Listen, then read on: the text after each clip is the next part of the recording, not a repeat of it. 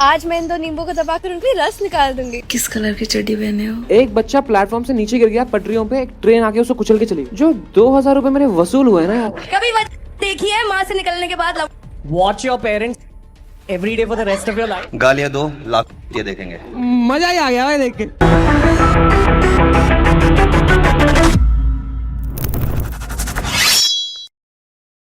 வணக்கம். Welcome to digital Sonagachi. Welcome to digital Heera Mandi. Welcome to digital red light area. Welcome to India's got vulgarity. இந்த நாட்டு prime minister ஒரு சில வருடங்களுக்கு முன்பு ஒரு கனவை பார்த்தார், டிஜிட்டல் இந்தியா என்கிற கனவு. ஆனால் அந்த கனவுடைய உண்மையான முகம் என்னவென்று உங்களுக்கு தெரியுமா? இதே நாட்டின் மிகப்பெரிய கோடீஸ்வரரான ஒரு மகான் மனிதர் உங்களுடைய மொபைல் போனில் இலவசமான இன்டர்நெட்டை கொண்டு வந்து சேர்த்து விட்டார், அன்லிமிட்டெட் இன்டர்நெட். அதனால் என்ன லாபம் என்ன நஷ்டம் அனைத்துமே நீங்க பார்க்க போறீர்கள். சின்ன குழந்தைகளிலிருந்து தொடங்கி முதியோர் வரை இன்னைக்கு அனைத்து நபர் கையிலும் இந்த மொபைல் போன் இருக்கிறது. அதில் இன்ஸ்டாகிராம் இருக்கிறது, டிக்டாக் இருக்கிறது, யூடியூப் இருக்கிறது, ஷார்ட்ஸ், ரீல்ஸ், இது போன்ற பல்வேறு விஷயங்கள் இருக்கிறது. நீங்க நம்பி இருக்கலாம், உங்களுடைய குழந்தைகள் வெறும் கார்ட்டூன் மட்டும்தான் பார்த்து வருகிறார்கள். ஆனால் உங்களுடைய மொபைல் போனில் என்னைக்கு இந்த அன்லிமிட்டெட் பேக்குடன் அந்த மொபைல் போனை உங்களுடைய குழந்தை கையில் கொடுத்து விட்டீர்களோ அன்னைக்கே இந்த சாஃப்ட் பான் கான்டென்ட் உங்களுடைய குழந்தை கையிலும் போய்விட்டது என்று எத்தனை பேருக்கு தெரியும்? அல்ல இது போன்ற விஷயங்கள் ஜஸ்டிஃபை செய்யப்படுகிறது. நீங்களே ரீல்களை பார்க்கும் போது கெட் ரெடி வித் மீ என்கிற பல்வேறு ஹேஷ்டாக்களை கொண்ட அந்த காட்சிகளை பார்த்து வருவீர்கள். நடனம் என்கிற பெயரில் ஆடைகளை அவுத்து போட்டு ஆடக்கூடிய விஷயங்களையும் பார்த்து வருவீர்கள். டான்ஸ் என்கிற பேரில் மெட்ரோ ரயில் என்ன, ரயில் நிலையம் என்ன, ரோடு என்ன, ஸ்கூல் என்ன, காலேஜ் என்ன, அங்கெல்லாம் நடக்கக்கூடிய விஷயங்களை நீங்க பார்த்து வருகிறீர்கள் ஷார்ட்ஸ் என்கிற பேரில். ஆனால் இதற்கு பின்னாடி இருக்கக்கூடிய அந்த ஐடியாலஜியை பாருங்கள். மெயின் ஸ்ட்ரீம் மீடியா எந்த விஷயத்தை பற்றி கேள்விகளை கேட்டிருக்க வேண்டுமோ மெயின் ஸ்ட்ரீம் மீடியா ஏதோ ஒரு வைரல் கண்டென்ட் கிடைத்தாலே போதும் மாதந்தோறும் அதை ரீலாக ஓட்டி கொண்டிருக்கிறார்கள். உதாரணத்திற்கு சுஷாந்த் சிங் ராஜ்பூத்தோடைய மர்டர் கான்ஸ்பிரசியாக இருக்கட்டும், ஆரியன் கானுடைய ட்ரக் கான்ஸ்பிரசியாக இருக்கட்டும், பாகிஸ்தான்ல இருந்து வந்த சீமா ஹைதராக இருக்கட்டும், அல்ல இப்போ சமீபத்தில் வெளிவந்த ரன்வீர் அலஹாபாதியாவுடைய கான்டென்ட்டாக இருக்கட்டும், ஒட்டுமொத்த சோஷியல் மீடியா, ஒட்டுமொத்த மெயின் ஸ்ட்ரீம் மீடியா இந்த நபரை பற்றி தான் பேசி வருகிறார்கள். ஆனால் எதை பற்றி பேசியிருக்க வேண்டும்? ஃபாலிங் மார்க்கெட்டை பற்றி பேசுகிறார்களா? கிடையாது. ஃபாலிங் எக்கனாமியை பற்றி பேசுகிறார்களா? கிடையாது. ஜாப் ஆப்பர்ச்சுனிட்டி பற்றி பேசுகிறார்களா? கிடையாது. இன்ஃப்ளேஷன், விலைவாசி கிடையாது. டாலருக்கு எதிராக இந்திய ரூபாய் எவ்வளவு சரிந்து கொண்டிருக்கிறது அதை பற்றி நாம் பேச மாட்டோம். மணிப்பூரை பற்றி கூட நாம் பேச மாட்டோம். கும்பமேளாவில் இருந்து வரக்கூடிய அந்த வைரல் கான்டென்ட்களை பற்றி தான் இன்னைக்கு நாம் பேசிக்கொண்டிருக்கிறோம். அலஹாபாதியா அப்படி என்னதான் பேசிவிட்டார் என்கிற விஷயத்தை பார்ப்பதற்கு முன்பு அவருக்கு எதிராக எந்த அளவில் சோஷியல் மீடியா கொந்தளித்துக் கொண்டிருக்கிறது. இதே பிஜேபி ஆக இருக்கட்டும், பிஜேபி ஐடி விங்காக இருக்கட்டும், அல்ல பக்தர்களாக இருக்கட்டும், எதற்காக அவரை திட்டி அவரை விமர்சித்து அவரை ட்ரோல் செய்து வருகிறார்கள்? அவர் பேசியது ஒரு துளி மட்டும்தான். ஆனால் இன்னைக்கு நான் எடுத்துக்காட்டக்கூடிய விஷயங்களை நீங்க பார்த்தீர்கள்னா வெட்கப்படுவீர்கள். அது ஒரு துளி என்றால் எந்த அளவில் உண்மையான அசிங்கம் இருக்கிறது என்று நீங்க பார்க்க போறீர்கள். இதை பற்றி நேற்று ஆழமான டீட்டெயில் வீடியோவை நான் உங்களுக்கு போட்டிருக்கிறேன், அதை போய் நீங்க பார்க்கலாம். இன்னைக்கு அடுத்த கட்டமாக அடுத்த லெவல் ரிசர்ச்சுடன் இந்த வீடியோவை நான் தொடங்க போகிறேன், பாருங்கள். आज मैं इन दो नींबू को दबाकर उनकी रस निकाल दूंगी। किस कलर की चड्डी पहने हो?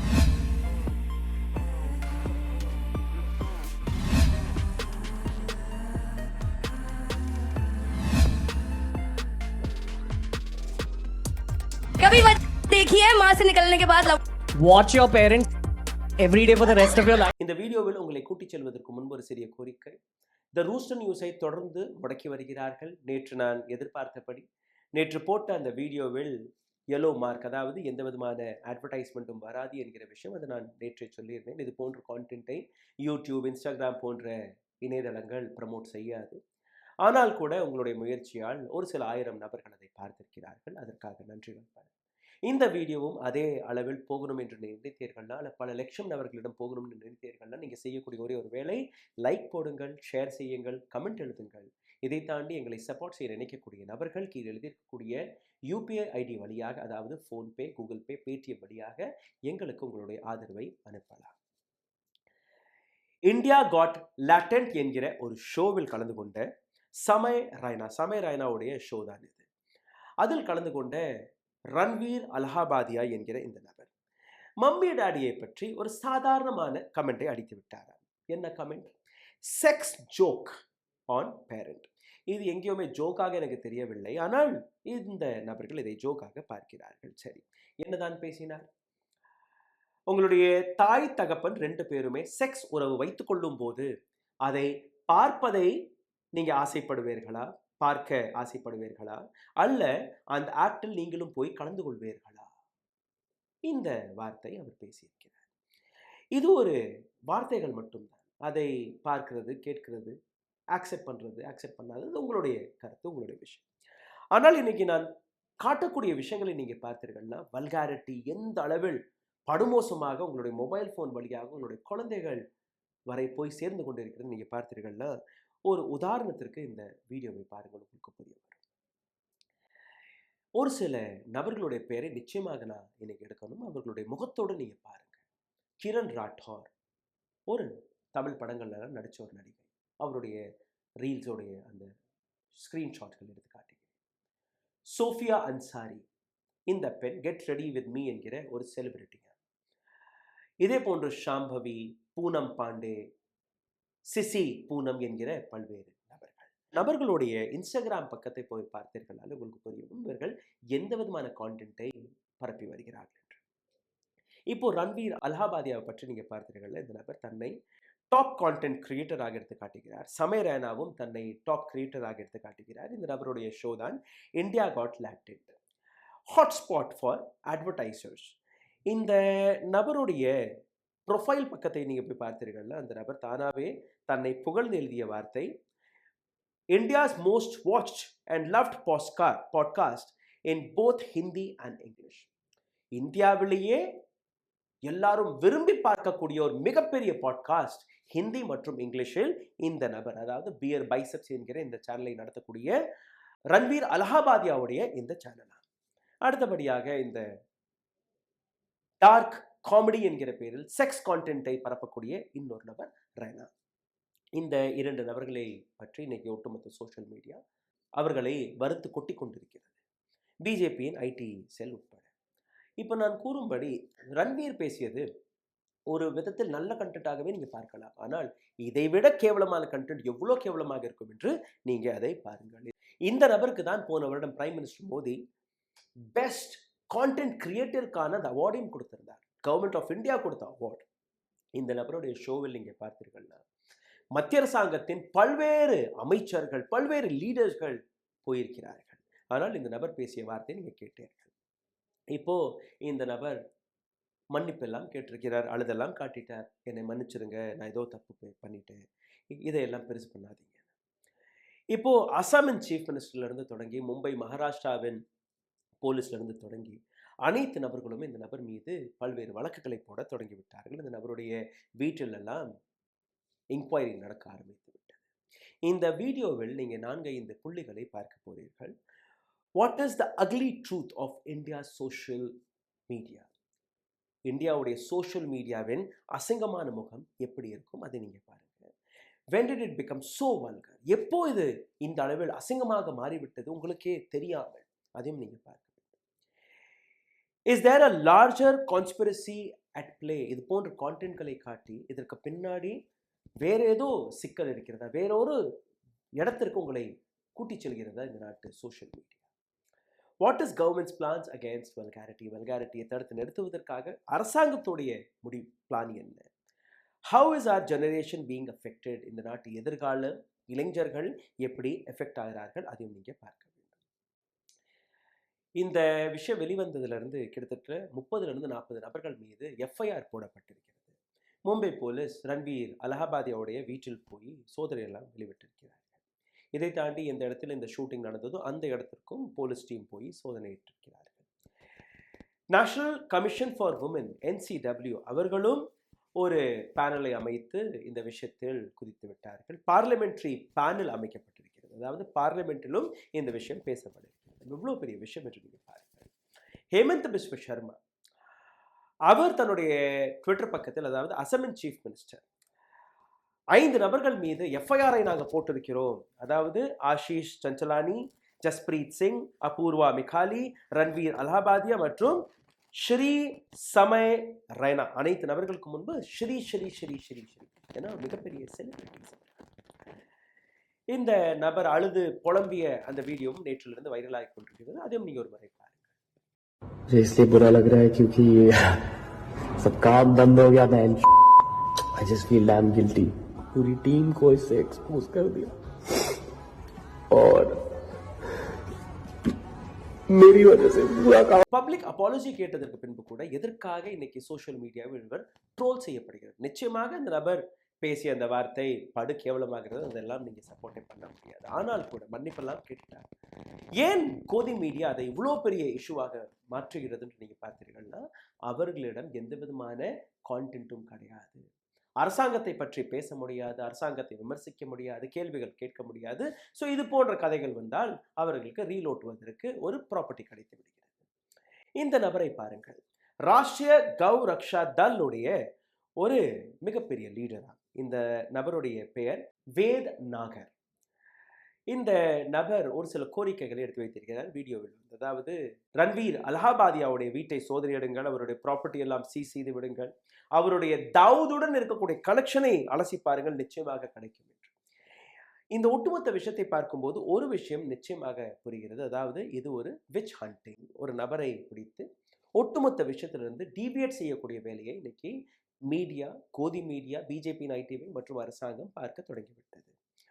உண்மையிலேயே மீடியா கேள்வி கேட்பதாக இருந்தால் பூனா போர்ஷே மர்டர் கேஸை பற்றி பேசியிருக்கலாம், யூபிஎஸ்சி ஃப்ராட் என்ட்ரன்ஸ் ஸ்கேமை பற்றி பேசியிருக்கலாம், நீட் பேப்பர் லீக்கை பற்றி பேசியிருக்கலாம், ஜாப் கிரைசிஸ்களை பற்றி பேசியிருக்கலாம். ஆனால் இதை பற்றி மீடியா பேச மறுத்து வருகிறது. டிஜிட்டல் பிராட்காஸ்ட் பில்லை கொண்டு வருவதற்காக ஒரு புதிய முயற்சியாகவும் இது பார்க்கப்படுகிறது. அதாவது இது போன்ற சர்ச்சை வந்த உடனேயே அரசாங்கத்தின் கையில் ஒரு காரணம் கிடைக்கிறது. டிஜிட்டல் பிராட்காஸ்டிங் பில்லை கொண்டு வந்து எங்கள் போன்ற யூடியூபர்ஸ்கள், எங்கள் போன்ற பத்திரிகையாளர்கள் கேட்கக்கூடிய கேள்வி, எங்கள் போன்ற சேனல்களை முடக்கலாம். அதற்காக உருவாக்கப்பட்ட இந்த கான்ட்ரவர்சியாகவும் இருக்கலாம். டிஜிட்டல் பிராட்காஸ்டிங் பில்லை பற்றி ஒரு சில விஷயங்கள் லீக் ஆன உடனேயே அரசாங்கத்திற்கு எதிராக பல்வேறு கேள்விகள் வந்தது. உடனடியாக அந்த ப்ரப்போஸ்ட் பில்லை வாபஸ் பெற்றுக்கொண்டது அரசாங்கம். இப்போ மீண்டும் ஒரு முறை அதே பில்லை கொண்டு வருவதற்கான பல்வேறு முயற்சிகளை எடுக்க தொடங்கிவிட்டார்கள். இந்தியா காட் வல்காரிட்டி என்கிற இந்த விஷயத்தை நீங்கள் பார்த்தீர்கள், உங்களுக்கு புரிய வரும். எந்த ஃப்ரீடம் ஆஃப் எக்ஸ்பிரஷனை பற்றி நாம் பேசிக் கொண்டிருக்கிறோமோ அந்த ஃப்ரீடம் ஆஃப் எக்ஸ்பிரஷனுக்கு எதிரில் ஒரு மிகப்பெரிய டிஜிட்டல் ஹீரா மண்டி, டிஜிட்டல் ரெட் லைட் ஏரியா, அதை வைத்து இந்த நாட்டு இளைஞர்கள் பணம் பார்க்க தொடங்கிவிட்டார்கள். இந்த இடத்தில் இன்னொரு நபரை நான் உங்களுக்கு எடுத்து காட்ட பார்க்கிறேன். இந்த நபருடைய பெயர் ஜஸ்பிரீத் சிங். இதே மேடையில் இவரும் அமர்ந்திருந்தார். காமெடியோடைய நிலையை பாருங்கள். அங்கே ஒரு கேரளாவை சார்ந்த ஒரு காமெடியன் வந்திருந்திருக்கிறார். ஒரு பெண்ணை எப்படி இந்த நபர் அலக்களித்தார் என்று நீங்கள் பார்த்தீர்களா? Kerala sir 100% literary sir. அதாவது கேரளா 100% அங்கே இருக்கக்கூடிய மக்கள் படித்திருக்கிறார்கள். அப்போ படித்தாலே உங்களுக்கு பிரச்சனை. எங்க போனது அந்த புத்தி என்று எனக்கு தெரியவில்லை. ஒரு மாநிலம் 100% லிட்ரஸி, அதாவது படித்த மாநிலமாக இருந்தால் இவர்களுக்கு கேவலமாக இருக்கிறது. அதை கைத்தட்டி சிரிக்கக்கூடிய காமெடி. இதை எப்படி பார்ப்பீர்கள் என்று எனக்கு தெரியவில்லை. இதற்கு பின்பு நான் காட்டக்கூடிய ஒவ்வொரு காட்சியும் நாங்கள் பிளர் செய்து கொண்டிருக்கிறோம். அந்த பிளருக்கு பின்னாடி இருக்கக்கூடிய இந்த நபர்களை பற்றி நிச்சயமாக பேச வேண்டும். காரணம், இதுதான் இந்த நாட்டுடைய புதிய டிஜிட்டல் இந்தியாவுடைய முகம். இந்த கிரீச்சரை பாருங்கள். சந்தூர் மாம் என்கிற பேரில் அம்மா பையன் 2 பேருமே செய்யக்கூடிய அந்த அட்டூழியம், அந்த அம்மாவுடைய ஸ்கின் எல்லாம் அந்த சந்தூர் சோப்பில் வரும் இல்லையா, உங்களுடைய ரூபத்தை பார்த்து உங்களுடைய வயதை மதிக்கவே முடியவில்லை என்று. அதே போன்றுதான் இந்த இடத்துல. ஆனால் சந்தூர் மாம் என்கிற பேரில் இவர்கள் செய்யக்கூடிய அந்த அட்டூழியங்களை ஒரு முறை பார்த்தீர்கள், உங்களுக்கு புரிய வரும். எந்த அளவில் இந்த 2 பேருமே தாய் மகன் என்கிற அந்த உறவை கூட கொச்சைப்படுத்தி வருகிறார்கள். மேலே பார்த்தீர்கள்னா மாம் அண்ட் சன் என்று எழுதியிருக்கும். ஏன்னா நீங்கள் எங்களை பற்றி தப்பாக பார்த்தும் பேசி விடாதீர்கள், ஆனால் நாங்கள் எது வேணாலும் செய்வோம்.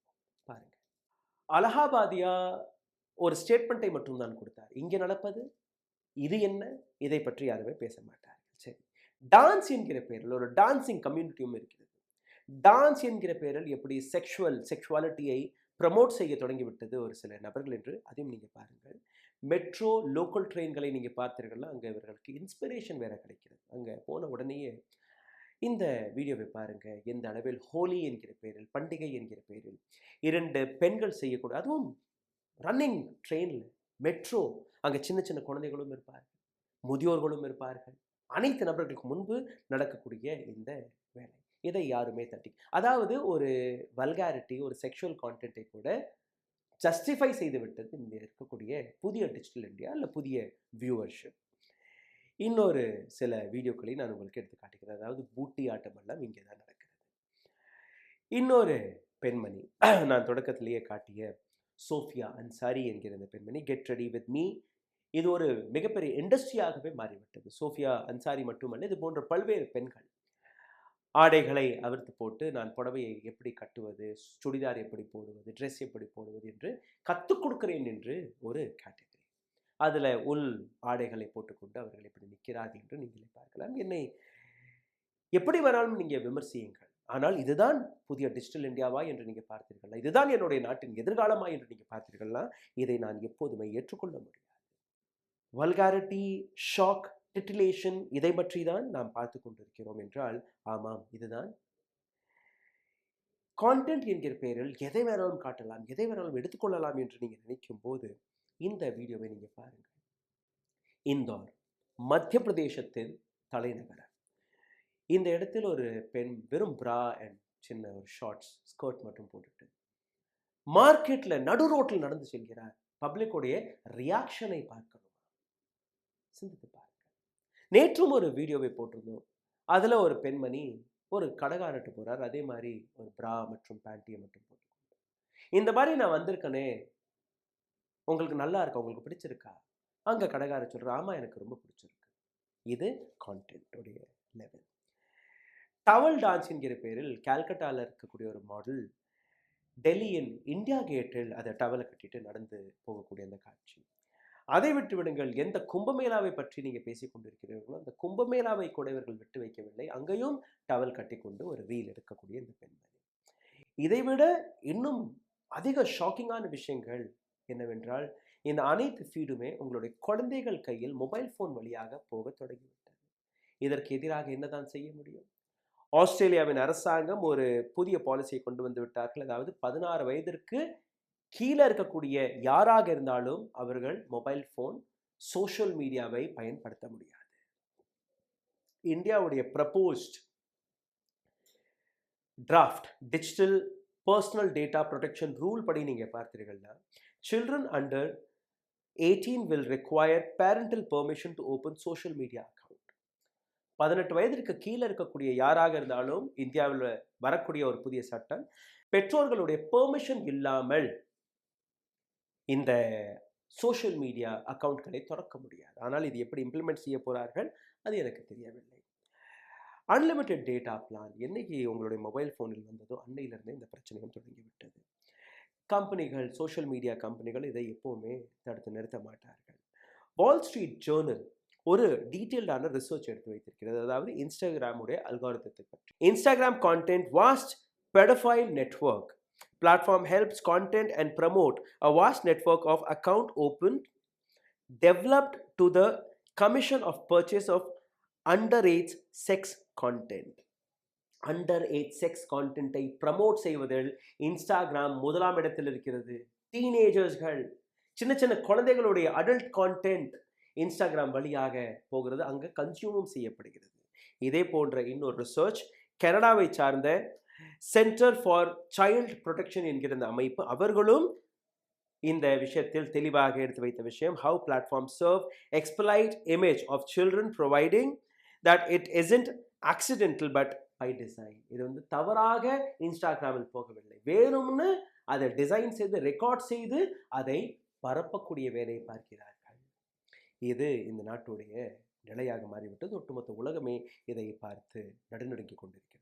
நியூட் டான்ஸஸ், அதாவது ஆடைகளை அவிர்த்து போட்டு நடனம் என்கிற பெயரில் உங்களுக்கு முன்பு ரீல்ஸ்களை போடுவது, ஒரு கட்ட மேலே போன நபர் யார் என்றால் Elon Musk, the most powerful man in this universe. $400 billion மேலே இந்த நபருக்கு இருக்கிறது. 12 குழந்தைகள் இந்த நபருக்கே இருக்கிறார். இந்த நபர் எக்ஸ் பக்கத்தை வாங்கினார். பல 1000 கோடி ரூபாய் கொடுத்து வாங்கிவிட்டார். அந்த பணத்தை சரிபார்ப்பதற்காக எந்த விதமான கேவலமான வேலையும் இந்த நபர் பார்க்கலாம் என்று முடிவெடுத்து விட்டார். இந்த நபர் எக்ஸ் பக்கத்தில் hard core pornography content is now officially allowed. இதற்கப்புறம் officially allowed என்கிற வேலையை பார்த்து விட்டார். அதாவது யார் வேணாலும் இந்த ப்ளூ ஃபில்ம் pornography content இதற்கு மேல் எக்ஸ் பக்கத்தில் பார்க்கலாம் என்கிற ஒரு விஷயம். இப்போ இந்தியா போன்ற நாடு யார் வேணாலும் நீங்கள் பான் ஃபில்மை பேன் செய்தால் என்ன செய்தால் என்ன, இது போன்ற ஃபீட்கள் எக்ஸ் பக்கத்தில் போய் நீங்கள் பார்க்கலாம். அங்கே இப்போ டீனேஜர்ஸ்கள் பார்த்து கொண்டு தான் இருக்கிறார். டிசைன் என்கிற பேரில், அக்ரெசிவ் கேமிங் என்கிற பேரில், மேக்கப் என்கிற பேரில், செக்ஸ் சாஃப்ட் பான் என்கிற பேரில், ஃபைட்டிங் நெகட்டிவிட்டி என்கிற பேரில் ரீல்ஸ்கள் டெவலப் செய்ய தொடங்கிவிட்டார்கள். இது என்ன உங்களுடைய குழந்தைக்கு கொடுக்கும், எதிர்காலத்தை கொடுக்கும் என்று பார்த்தீர்கள்னா ஒரு பிளைண்ட் ஜெனரேஷன். எந்த விதமான கேள்வியும் கிடையாது. ஒரு வர்ச்சுவல் உலகத்தில் வாழக்கூடிய ஒரு ஜெனரேஷன். அரசாங்கத்தை பார்த்து நாங்கள் கேள்வி கேட்க மாட்டோம். இது போன்ற கான்டென்ட்களை கிரியேட் செய்தால் எங்களுக்கு பணம் கிடைக்கும் என்கிற ஒரு ஆசை. இதனால் என்ன இம்பேக்ட் அதையும் நீங்கள் பாருங்கள். மென்டல் ஹெல்த் கிரைசிஸ் அதிகரித்து கொண்டிருக்கிறது. ஹைப்பர் டென்ஷன், சின்ன சின்ன குழந்தைகளுக்கு ஹைப்பர் டென்ஷன் வர தொடங்கிவிட்டது. வீடியோ கேம் எடிக்ஷன், அட்டென்ஷன் டிஸார்டர், ஒரு ஃபோக்கஸ் பண்ண முடியலை. பாடி இமேஜ் இன்செக்யூரிட்டிஸ், அங்கே பார்க்கக்கூடிய பெண்கள் அப்படியே 0 ஃபிகர் இல்லாமல் இருக்குது. இங்கே ஒரு பெண் கொஞ்சம் குண்டானாலே ஐயோ என்னால் வெளியில் போக முடியாது, நான் அசிங்கமாக இருக்கிறேன், அந்த ஒரு இன்ஃபீரியாரிட்டி காம்ப்ளெக்ஸ். கூடிய சீக்கிரம், அதாவது வயதிற்கு முன்பே பியூபர்ட்டி அட்டென்ட் செய்வது, வயதுக்கு வருவது எல்லாமே இதற்கான இம்பேக்டாக பார்க்கப்படுகிறது. இதற்கு முன்பு நீங்கள் பார்த்தீர்கள்னா டெலிவிஷன் சேனல்களை பற்றி, டெலிவிஷனை பற்றியே நாம் டிபேட் செய்து கொண்டிருக்கோம். டெலிவிஷனை விட எத்தனையோ பல 1000 மடங்கு டேஞ்சரஸாக இருக்கக்கூடிய இந்த சோஷியல் மீடியாவை உங்களுடைய குழந்தைகள் கையிலே நீங்கள் கொடுத்து விட்டீர்கள். சயின்ஸ் டெக்னாலஜி பற்றி நாம் பேச தேவையில்லை, ஆனால் இதை பற்றி நீங்கள் பார்க்கலாம், மணிக்கணக்கில் நீங்கள் பார்க்கலாம். சோஷியல் மீடியா எடிக்ஷன் இது ஓவர் ஈட்டிங் போன்று இருக்கிறது. அதாவது நீங்கள் ஒரு சில பேரை நீங்கள் பார்த்தீர்கள்னா சிகரெட் குடித்துட்டு இருப்பார்கள், குடி பழக்கம் இருக்கும், இல்லை சாப்பிட்றதுக்கு ஒரு பழக்கம் இருக்கும், அடிக்கடி சாப்பிடுவார்கள், ஒபிசிட்டி வந்துடும். அதே மாதிரி தான் இது. ரீல்ஸ் பார்ப்பது ஒரு விதமான போதை. இது அனைத்துமே ரிசர்ச்சில் வெளிவந்திருக்கிறது. இதை தவிர்ப்பதற்கு என்ன செய்யலாம்? இப்போ அது ஒரு மிக முக்கியமான இடத்திற்கு வந்துவிட்டோம். உங்களுடைய குழந்தைகள் கையில் தயவு செய்து மொபைல் ஃபோனை கொடுக்க தவறுங்கள், அதாவது கொடுக்க வேண்டாம். மொபைல் ஃபோனை நீங்கள் கொடுத்தீர்கள்னா கூட அதில் இருக்கக்கூடிய கேம்ஸ், இன்டர்நெட் அனைத்துமே ஸ்விட்ச் ஆஃப் செய்து கொடுங்க. வீட்டுக்கு போன உடனேயே மொபைல் ஃபோனை தூர ஒரு இடத்துல ஒரு ட்ரேயில் அடுக்கி வச்சிருங்க. வீட்டில் ஒரு லேண்ட்லைன் ஃபோன் இல்லைன்னா ஒரு சாதாரணமான பட்டன் ஃபோன் இருந்தால் போதும். யாரும் ஃபோன் பண்ணோம்னா அந்த ஃபோனுக்கு ஃபோன் பண்ணிடுவார்கள். வாட்ஸ்அப்பில் தான் ஃபோன் பண்ணணும்னு தேவையில்லை, இன்ஸ்டாகிராமில் தான் ஃபோன் பண்ணணும்னு தேவையில்லை. 10 மணிக்கு மேலே யாருமே மொபைல் ஃபோன் யூஸ் பண்ணக்கூடாதுன்னு சொல்லிடுங்க. குழந்தைகள் முக்கியமாக மொபைல் ஃபோனை யூஸ் பண்ணக்கூடாது என்று ஒரு கட்டாயம். எல்லாம் அவர்கள் என்ன பார்க்கிறார்கள், என்ன கன்சியூம் பண்ணுறார்கள்னு நீங்கள் கவனித்து பார்த்து கொண்டிருக்கணும். அனைத்திற்கும் மேலே இன்ஃப்ளூயன்சர் ஒரு சில பேர் வர்றாங்க இல்லையா, நீங்கள் ரம்மி சர்க்கிள், அதில் கோடிக்கணக்கான ரூபாய் நான் சம்பாதிச்சிட்டேன் என்று கூறுவார்கள். இல்லை இந்த பொருளை வாங்கினீர்கள்னா உங்களுக்கு இவ்வளோ ரூபாய் வந்துடும், இங்கே இன்வெஸ்ட்மெண்ட் பண்ணுங்க, இந்த நிலத்தை வாங்குங்க, அப்படியெல்லாம் சொல்லுவாங்க. அவர்களை கடவுளாக மதிக்க வேண்டாம். இன்னும் நான் சொல்கிறதே 100% சரின்னு நீங்கள் நம்ப வேண்டாம். ரிசர்ச் செய்யுங்கள், படியுங்கள். நான் கொடுக்கக்கூடிய டேட்டா சரிதானா என்று நீங்கள் எனக்கிட்டே கேள்வி கேளுங்கள். இதை தாண்டி education, motivation, health, finance, technology, science, history, இது போன்ற கான்டென்ட்களை அதிகமாக கன்சியூம் செய்யலாம், அதை பற்றி படிக்கலாம். என்டர்டெயின்மெண்ட் தேவை. எப்படி சார் இதெல்லாம் பார்த்துட்டு இருக்காங்க? ஆமாம், என்டர்டெயின்மெண்ட் தேவை. என்டர்டெயின்மெண்ட் என்கிற பேரில் செக்ஸ் தேவையில்லை. என்டர்டெயின்மெண்ட் என்கிற பேரில் இது போன்ற அறகுறை நடனம் தேவையில்லை. என்டர்டெயின்மெண்ட் என்கிற பேரில் புடவை எப்படி கட்டுறது, பிரா பேண்டியில் எப்படி நிற்கிறது என்று தேவையில்லை. அந்த கான்டென்ட்களுடைய அந்த சப்ஜெக்டை போய் பார்த்தீர்களா, காமெண்ட்களை போய் பார்த்தீர்களா, உங்களுக்கு புரிய வரும். புடவை எப்படி கட்டுறது என்று கற்றுக்கிறதுக்கு அங்கே போய் அந்த ரீலை பார்க்கல. அவர்கள் பார்ப்பதே ஒரு காமத்திற்காக, காம வெறிக்காக மட்டும்தான். நீங்கள் இது போன்ற ரீல்ஸ்கள் இது போன்ற நபர்களை ஃபாலோ செய்திருந்தீர்கள்னா உடனடியாக அவர்களை அன்ஃபாலோ செய்யுங்கள்.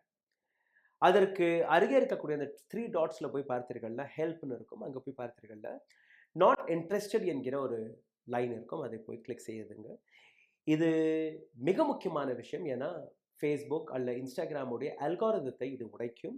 ஆட்டோமேட்டிக்காகவே இது போன்ற ஃபீட்ஸ்கள் உங்களுடைய மொபைல் ஃபோனில் வர குறைய ஆரம்பிக்கும். ஒரு காலகட்டத்தில் அது முடிஞ்சு போகும். அன்லிமிட்டெட் ஸ்க்ரீன் டைம், இதை நீங்கள் கண்ட்ரோல் செய்யணும். அதாவது எப்போ பார்த்தாலும் கையில் மொபைல் ஃபோன், எப்போ பார்த்தாலும் கையில் மொபைல் ஃபோன், அது இருக்கக்கூடாது. Scrolling, abuse, fight, toxic content, junk food, உணவு சாப்பாட்டு விஷயங்கள், அங்கே ஸ்ட்ரீட் ஃபுட், இங்கே இது கிடைக்குது, அங்கே அது கிடைக்குது, தோசை இவ்வளோ ரூபாய்க்கு கிடைக்குது, பிரியாணியை சாப்பிட்டு பாருங்கள். இதெல்லாம் நீங்கள் பார்ப்பதற்கு மட்டுமல்ல, உங்களுடைய உணவு பழக்கங்களையும் இரவு 12 மணிக்கு நீங்கள் போய் ஃப்ரிட்ஜ் திறந்து சாப்பிட ஆரம்பிக்கிறீங்க.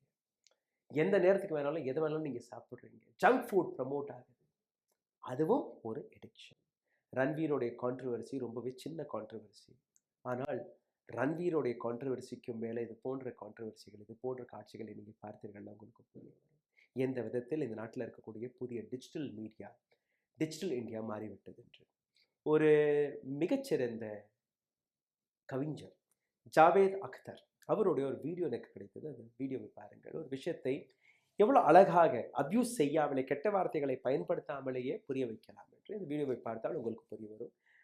அப்யூஸ் தேவையில்லை, ஆனால் ரன்வீர் போன்ற நபர்கள், இது போன்ற ஆடைகளை அவிர்த்து கொள்ளக்கூடிய நபர்கள், இவர்களிடம் வல்காரிட்டி இருக்கிறது, அப்யூஸ் இருக்கிறது, கெட்ட வார்த்தைகள் இருக்கிறது. ஏன்னா அவர்களிடம் டேலண்ட் கிடையாது. இதுதான் அவர்களுடைய டேலண்ட் என்றால் அது போன்ற டேலண்ட் இந்தியாவிற்கு தேவைகள். ஜாவேத் அக்தர் அவர் பேசியதை நீங்கள் கேளுங்கள். Anywhere in the world where there is party, people eat lot of chili because the food is bland. So they, just to get some taste, they eat chili. Gali is the chili of language. If the conversation is bland, you will put some galis in it.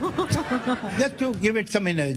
சமய் ரெய்னாவாக இருக்கட்டும், அல்ல ரன்வீர் அலகாபாதியாக இருக்கட்டும், Kiran ராठौर, Poonam Pandey, CC Poonam, இது போன்ற பெண்கள் கோடிக்கணக்கான ரூபாயை சம்பாதித்து விட்டார்கள். இவர்கள் மீது பல ஆயிரம் கோடி ரூபாய்க்கான வழக்கை போட்டால் கூட அவர்கள் வெளிவந்து விடுவார்கள். அவர்களுடைய வாழ்க்கை அப்படித்தான் இருக்கும். ஆனால் இந்த கான்டென்ட்களை கன்சியூம் செய்யக்கூடிய நபர்கள், இளைஞர்கள், அவர்களுடைய எதிர்காலம் என்ன?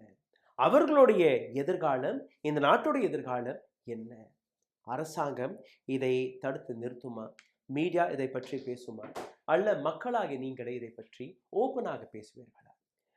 பல்வேறு நபர்கள் என்னை திட்டமும் தொடங்குவீர்கள். இந்த வீடியோவை பார்த்ததற்கு பின்பு பல்வேறு விமன் எம்பவர்மெண்ட்டை பற்றியும் பேசுவீர்கள், விமன் ஃப்ரீடத்தை பற்றி பேசுவீர்கள். நான் பெண்களை மதிக்கக்கூடிய நபர், பெண்களுடைய மானத்தை மதிக்கக்கூடிய நபர், பெண்களுடைய சுதந்திரத்தை பற்றி மதிக்கக்கூடிய நபர். ஆனால் அதற்கு கீழே இது போன்ற விஷயங்களை நீங்கள் எடுத்து வைத்து இதுதான் பெண் சுதந்திரம் என்று கூறினீர்கள்னா அதை என்னால் ஏற்றுக்கொள்ள முடியவில்லை. சிந்தித்து பாருங்கள். நன்றி, வணக்கம். ஊடகம் கார்ப்பரேட் அரசியல்வாதிகளின் கைப்பாவையாக, அடிமைகளாக இருந்தது போதும். இனி சாட்டை எடுத்து சுழற்றும் நேரம் வந்துவிட்டது. ஊடகம் பொதுமக்களாகிய உங்களுக்காக, உங்களாலேயே இயக்கப்பட வேண்டும். ஊடக சுதந்திரத்திற்காக உங்களின் பங்களிப்பை இன்றே அளித்திடுங்கள்.